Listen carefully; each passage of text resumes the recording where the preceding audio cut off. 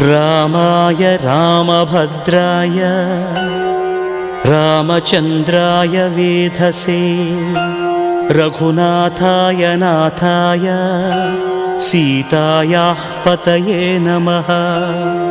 श्रीराम राम रघुनन्दन राम राम श्रीराम राम भरताग्रज राम राम श्रीराम राम रणकर्कश राम राम श्रीराम राम शरणं भव राम राम।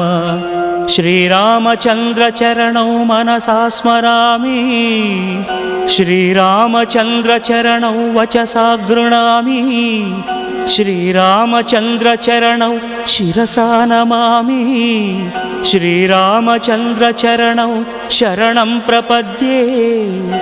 माता रामो मत्पिता रामचन्द्रः